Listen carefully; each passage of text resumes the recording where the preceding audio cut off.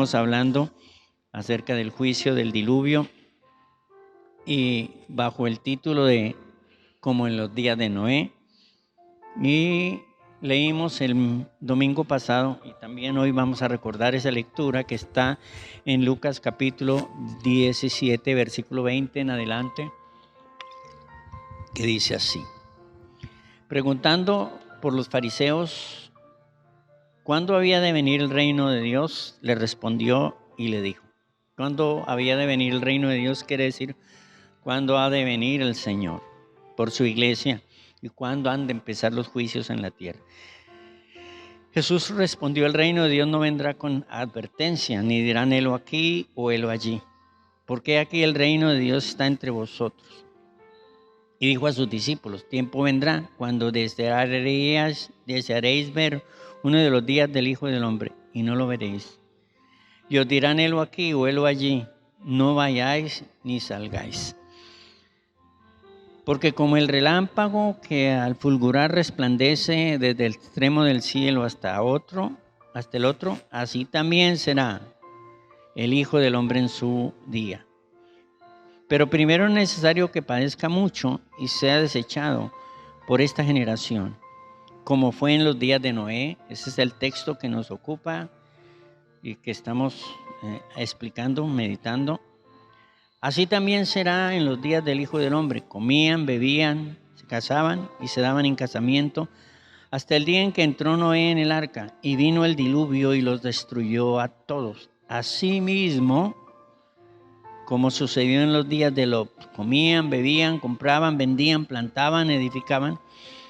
Mas el día en que Lot salió de Sodoma, llovió del cielo fuego y azufre y los destruyó a todos. Así será el día en que el Hijo del Hombre sea manifestado.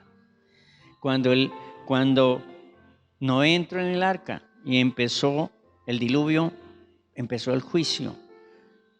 Así será cuando venga el Hijo del Hombre, o sea, cuando venga el Señor Jesús. Como sucedió con Lot cuando salió de Sodoma y Gomorra, empezó el juicio. Así será también la venida del Señor. Los días de David eran días de alabanza y de regocijo. Y uno lee de los tiempos de David cómo eran días en que se magnificaba el nombre del Señor, se exaltaba al Señor y cómo Dios levantó la nación de Israel a raíz de que había un rey temeroso de él y una nación temerosa de él. O recordemos los días de Jesús. Los días de Jesús eran días de predicación avivada de la palabra de Dios. Eran días de sanidades, eran días de milagros, eran días de liberaciones. Dice la Biblia aquí en el pasaje que leímos que desearíamos más adelante ver uno de los días del Hijo del Hombre, como en los días de Pablo. Los días de Pablo eran días de predicación misionera, de extensión misionera, de extensión del reino. Pero no son así los días antes de la venida del Señor. Serán días de apostasía, días de maldad. Y recordemos rápidamente cómo serán esos días, porque esos días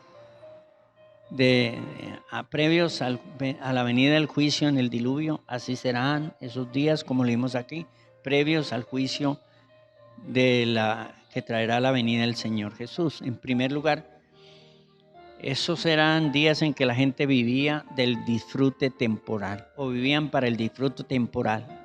Quiere decir que, como dice aquí en el versículo 38, se casaban, se daban en casamiento, comían, bebían, se regocijaban, daban a su carne el placer, vivían para una vida materialista y terrenal, solo para el gozo y el regocijo, no más.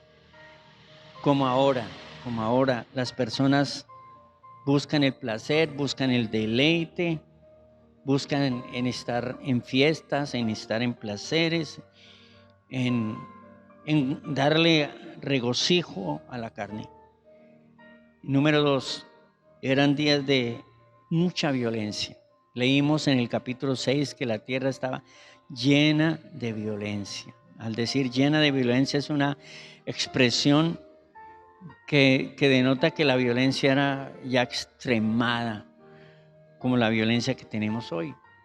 Dice la Biblia que los hijos de Dios se casaron con los hijos de los hombres y que nacieron los gigantes.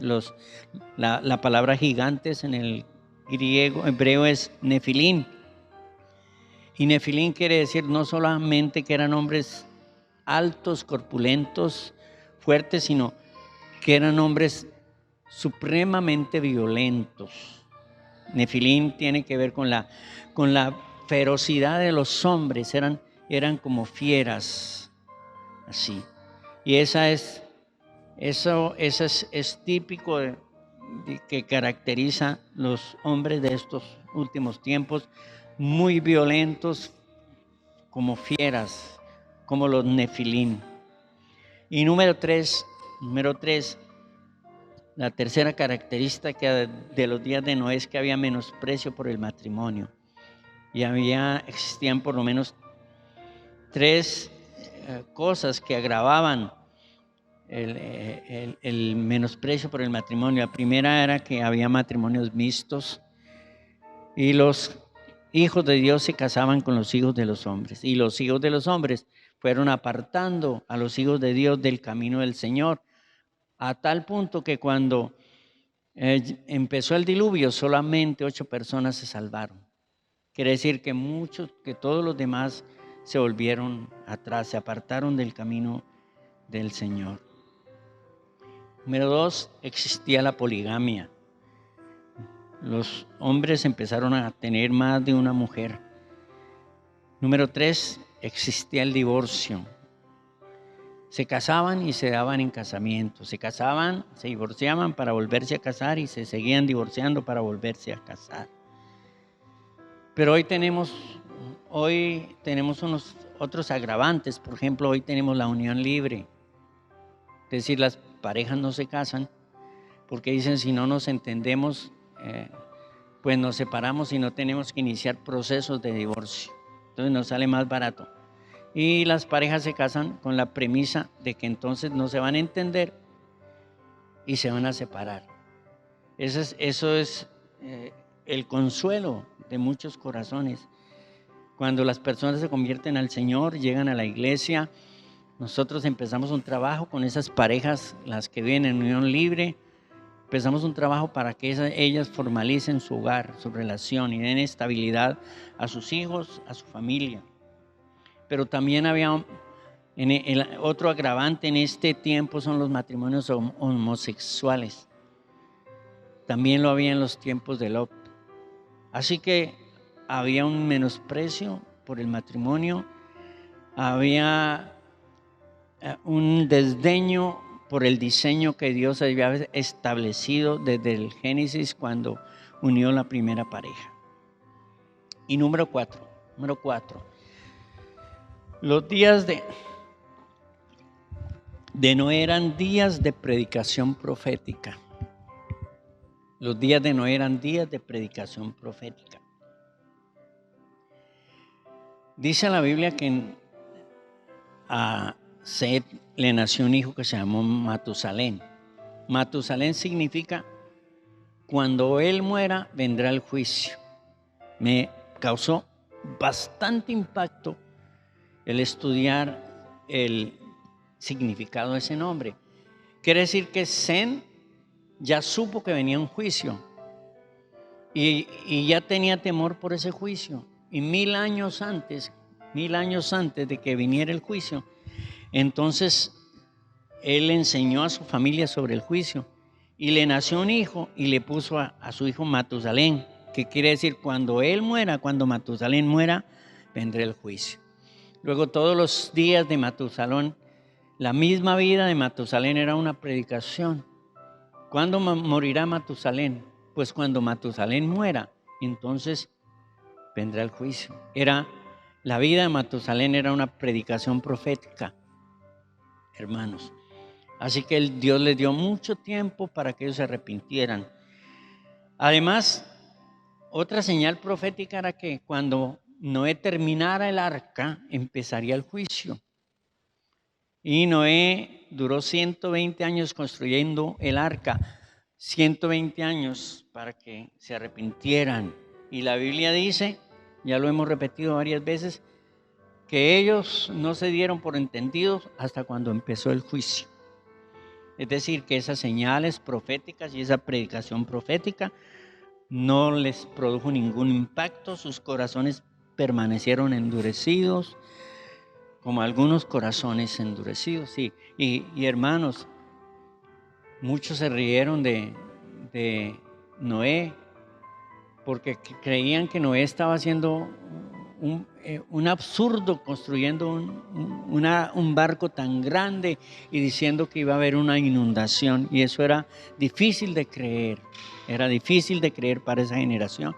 Hoy nosotros estamos diciendo que el Señor Jesús va a venir por segunda vez y va a llegar su iglesia, los que estén preparados y se van a ir con Él, como dice 1 Tesalonicenses capítulo 5, y que los que no están preparados se van a quedar para la gran tribulación. Y eso parece fantasía, y algunos se pueden reír y algunos pueden no creer, porque así era la generación de los días antes de Noé.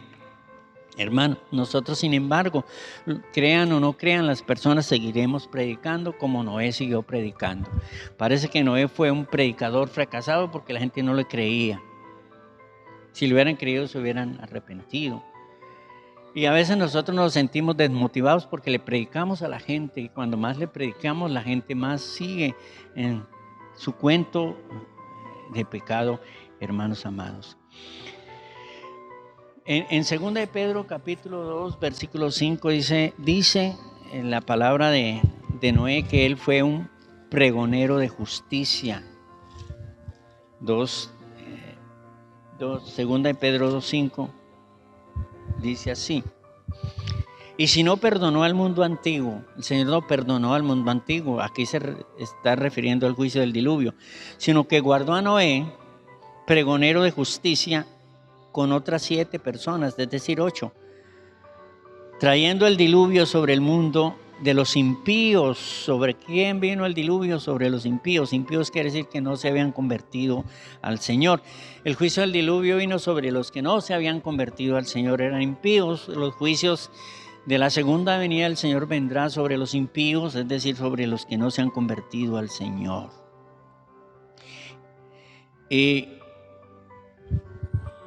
Y dice la Biblia que él era pregonero de justicia, es decir, que él corregía lo torcido de los caminos de aquellos hombres. Exhortó a esa generación a volver al camino, a buscar el camino. Y seguramente los que tenían conocimiento de Dios y conocimiento de lo que hasta entonces había la revelación de Dios, seguramente los corrigió por sus caminos torcidos, porque estaban apostatando del camino de Dios. Posiblemente le dijo al homosexual: a usted no le es correcto ni justo dormir con ese hombre, porque si usted duerme con ese hombre y sigue en ese pecado de homosexualismo, va a venir el diluvio y usted va a morir en el diluvio. Posiblemente le dijo al que robaba: no le es correcto seguir esa vida de maldad y de hacerle mal al daño al prójimo, porque va a venir el diluvio y usted se va a quedar en el diluvio. Y sin duda al maldiciente y a todo el que tenía una práctica constante de pecado, Noé le predicaba, porque era pregonero de justicia, es decir, tenía como emblema corregir el camino del hombre pecador. Número 5. Los días de Noé eran días de filosofía secular.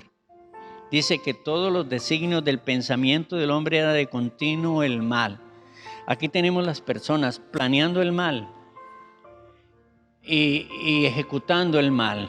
Y sus pensamientos de continuo, todos los pensamientos, me parece tremendo que todos los pensamientos eran de continuo el mal, que era difícil descubrir personas que tuvieran pensamientos buenos acerca de su prójimo. todo pensamiento era de continuo el mal. Pero el término designio en el hebreo significa moldear. Entonces aquí encontramos a los intelectuales haciendo teorías, filosofías, tejiendo sistemas de pensamiento social, teorías, haciendo evoluciones, filosofías políticas, en fin, filosofías religiosas, con el fin de que la sociedad copiara esas filosofías, esas teorías, esos sistemas de pensamiento. La sociedad los copiara porque esos sistemas de pensamiento alejaban al hombre de Dios. Aquí tenemos hombres intelectuales y pensantes que usan su mente para alejar a las personas de Dios, para apartarlos del camino del Señor. Y aquí en 2 Corintios, en 2 Corintios capítulo 4, encontramos capítulo 10, versículo 4, dice así, dice: porque las armas de nuestra milicia no son carnales, sino poderosas en Dios para destrucción de fortalezas. Derribando argumentos, dice, y toda altivez que se levanta contra el conocimiento de Dios.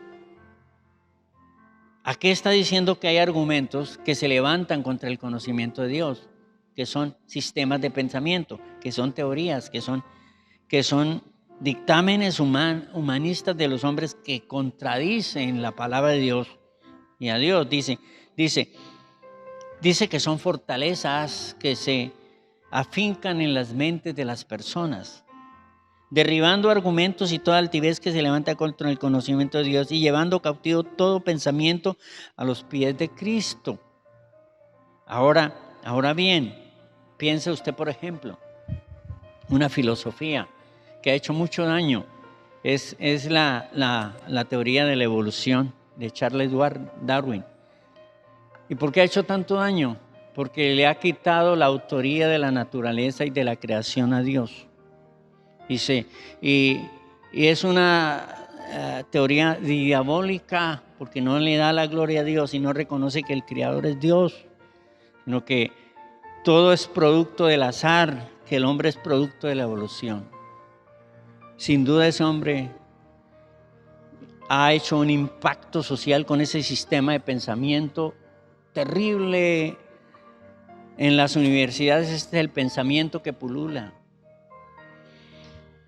Y sistemas de pensamiento así como el comunismo, por ejemplo, que decía Carlos Marx que la religión era el opio del pueblo, era el veneno del pueblo, ¿no? Porque la religión enseñaba al ciudadano a someterse a las leyes y respetar las autoridades, y no le daba la posibilidad de rebelarse y de levantarse en armas contra los gobiernos. Y todo ese sistema de pensamiento que alimenta los grupos al margen de la ley, hermanos amados, producen mucho daño. Número 4.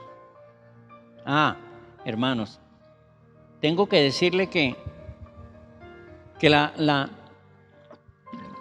mente social, que la mente individual puede ser moldeada por esas filosofías religiosas como la nueva era, quizá puede ser moldeadas, o como el catolicismo, que es una doctrina errónea. ¿Cuántas mentes ha moldeado el catolicismo? Y en sus mentes favorecen y defienden la idolatría. Y pueden esas personas entender que la Biblia condena la idolatría y que esas enseñanzas y tesis religiosas se levantan contra la enseñanza de la palabra, contra el conocimiento de Dios, como dice aquí, 1 Corintios, 2 Corintios capítulo 4. Pero la Biblia sí nos enseña que la mente puede ser moldeada por la palabra de Dios. Por ejemplo, aquí en Colosenses, capítulo 3, dice el escritor Pablo a los Colosenses, capítulo 3, versículo 16, dice: la palabra de Cristo more en abundancia en vosotros, more en abundancia en el corazón y la mente, enseñándoos y exhortándoos unos a otros en toda sabiduría, cantando con gracia en vuestros corazones al Señor, salmos, himnos y cánticos espirituales.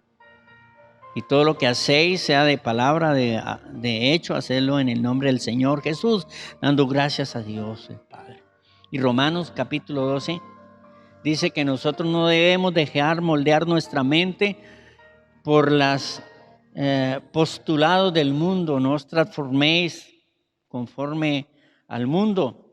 No nos conformemos, no tomemos la forma del mundo, ¿cierto? Sino transforme su entendimiento conociendo la voluntad de Dios que está expuesta en la palabra bendita del Señor. Y número 5, 6. Estos días antes del diluvio eran días de adelanto técnico y científico. Mire lo que dice aquí, tan interesante en el capítulo 4 del libro de Génesis, el versículo 21 y 22, dice: y el nombre de su hermana fue Jubal, de su hermano fue Jubal, el cual fue padre de todos los que tocan arpa y flauta. Y Sila también dio a luz a Tubal Caín, artífice de toda obra de bronce y de hierro. Y la hermana de Tubal Caín fue Naama.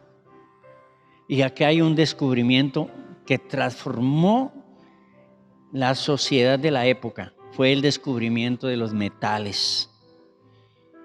Entonces, recuerden que las herramientas que se usaban eran herramientas de piedra, cuchillos de piedra.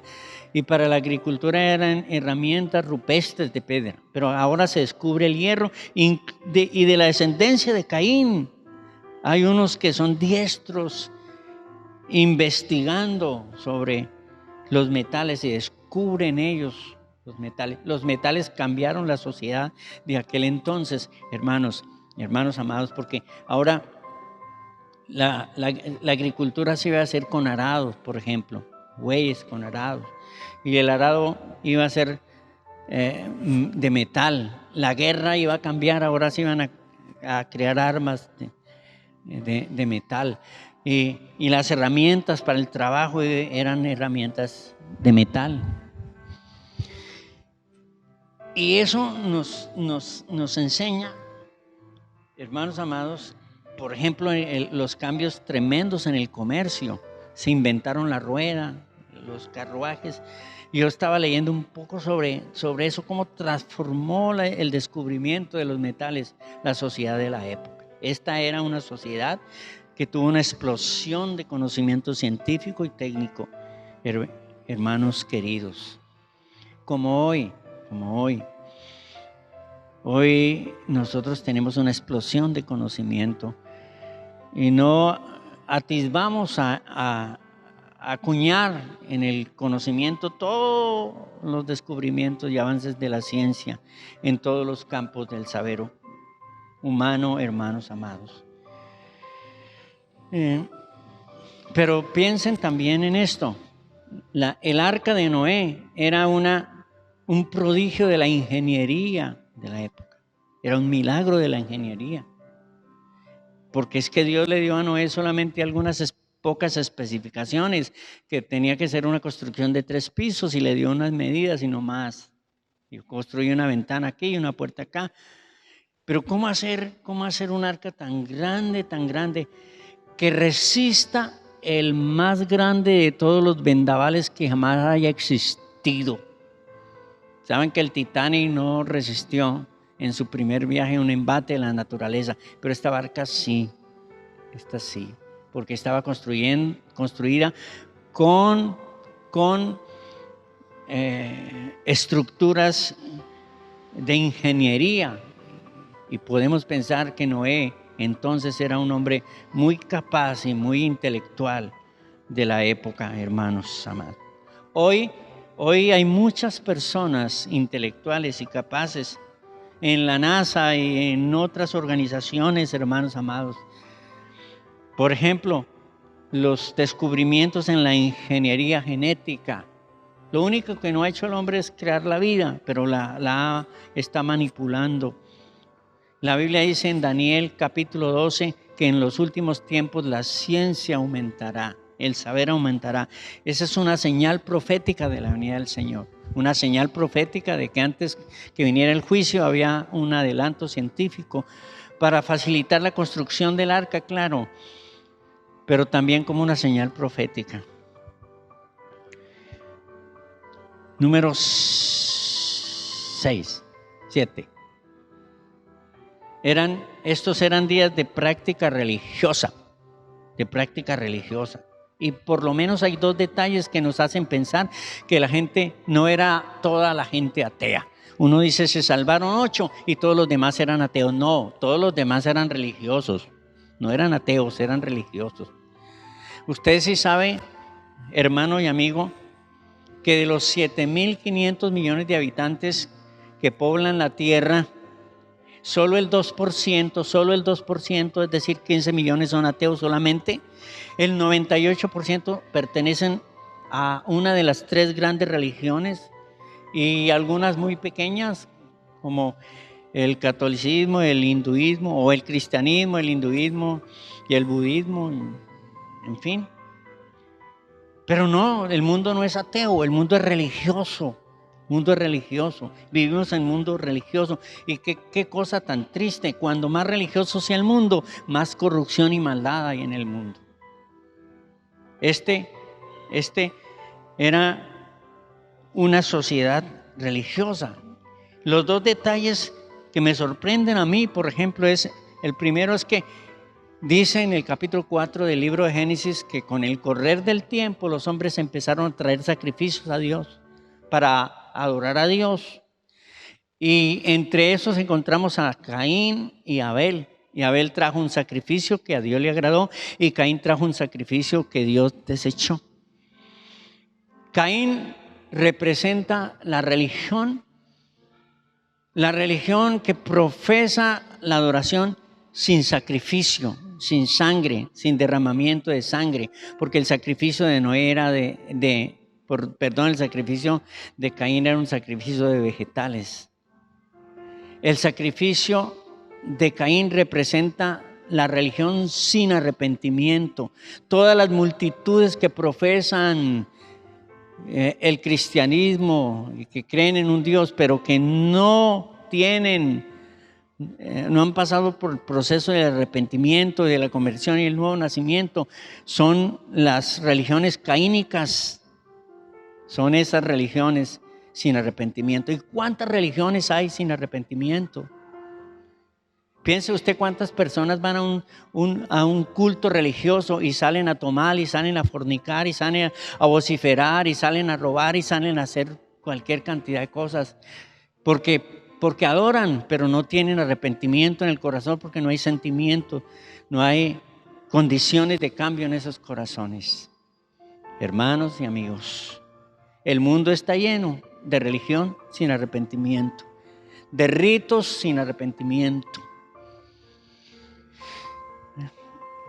Esta mañana, en la predicación de esta mañana, me hizo pensar algo acerca de la mujer samaritana. La mujer samaritana le dijo al Señor Jesús: ustedes los judíos dicen que en este monte en Jerusalén se debe adorar, y nosotros decimos que aquí en el monte Ebal adoramos nosotros. ¿Cómo que adoramos nosotros? Ella adoraba en ese monte, pero ella era una mujer fornicaria, había tenido 5 maridos, había vivido una vida de prostitución y disolución, y está diciendo que ella adora en un monte.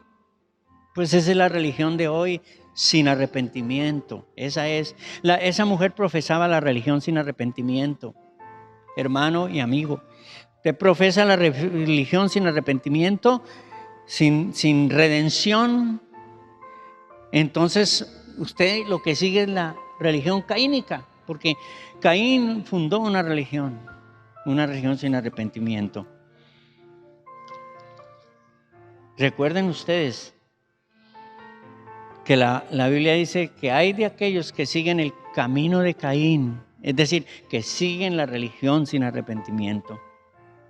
En Mateo capítulo 7, versículo 22, dice que en la venida del Señor muchos le dirán: Señor, Señor, nosotros en tu nombre invocamos tu nombre y te servimos y hasta hicimos milagros. Y ese pasaje siempre me ha tocado muy fuerte a mí el corazón, pensando que hay personas que parecieran muy entregadas a Dios, muy religiosas, pero no están arrepentidas. Y el Señor tenía que decirles: apartad de mí. No todo el que invoca el nombre del Señor es del Señor, ni ha nacido de nuevo. Número 7, tal vez es 7. Número 7. Los días previos al diluvio eran días de expresión musical, Ya leímos el 4:21, dice, esta era la sociedad de ese entonces, esta era la generación de ese entonces, dice, y el nombre de su hermano fue Jubal, el cual fue padre de todos los que tocan arpa y flauta.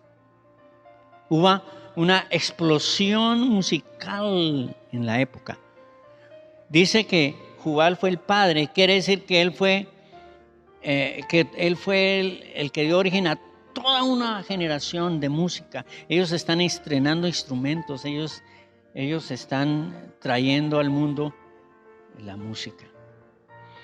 La música es un elemento poderoso para moldear una sociedad, es un elemento muy poderoso, hermano amado. ¿Quién, por ejemplo, impone las modas? Hay una relación directa entre la música y las modas. Los cantantes que se convirtieron en ídolos de la gente salen en sus conciertos de una manera vestidos y al siguiente día sus fans salen lo mismo. Los cantantes dan la pauta, moldean, la música moldea, hermanos, la sociedad de la época en que se dé. Fíjese que cada generación trae sus modas y trae su música, hermano amado. Un hermano me dijo un día que cuando él era niño, ya es viejito él, prendieron la televisión y están los Beatles ahí cantando en la televisión. Y la abuelita de ese viejito, del que hoy es un viejito que es un predicador también, se quedó mirando y dijo ella: esos mechudos van a corromper la juventud de ahora en adelante, dijo esa abuelita. Y por supuesto, él que era un chinito todavía, seguidor de los Beatles, dijo: ay, abuelita, es que usted, la música suya es la de estos cantantes de antaño, pues. Y nosotros somos un poco más modernos. Y qué tristeza que después del tiempo, él mismo tuvo que reconocer que ellos fueron los primeros que empezaron a cantar sobre la droga, sobre el sexo libre y sobre todas perversiones. Y nace una generación de hippies, consumidores de drogas, hermanos amados. Contratamos a un señor, alguna vez un maestro de construcción, y me dijo a mí: pastor, yo quiero traer aquí mi radiolita para poner música, ¿a usted le molesta? Yo dije: pues, bueno, a mí ni me viene. Entonces trajo su radiolita y empezó a poner música popular. Y empiezo ya a oír esos mensajes de esa música popular de despecho, de traiciones, de embriagueces, de borracheras. Todos esos mensajes giran en torno a eso. Entonces le digo yo: Usted pone esa música en su casa. Él me dijo, sí. Tiene 5 hijos. Sí.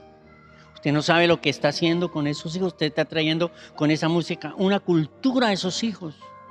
Usted está trayendo unas enseñanzas de adulterio, de embriagueces, de traiciones. Usted no se da cuenta con esa música.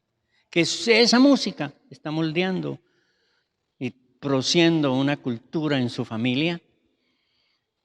La música es un elemento poderoso en las manos del diablo. Y lo más triste es que algunas costumbres musicales del mundo han entrado en la iglesia. Eso es lo más triste. Hoy se hacen conciertos en la iglesia con cantantes como los conciertos en el mundo. Hoy los cantantes cristianos ganan Grammys como los cantantes del mundo. Hoy los cantantes cristianos se embolsillan millonadas por cantar 1 hora, 1 hora y media, como los cantantes del mundo. Qué vergüenza eso. Dios bendiga su palabra preciosa y estemos nosotros apercibidos de todas estas señales bíblicas para que usted, amigo y hermano, busque a Dios y se arrepienta de corazón. Te damos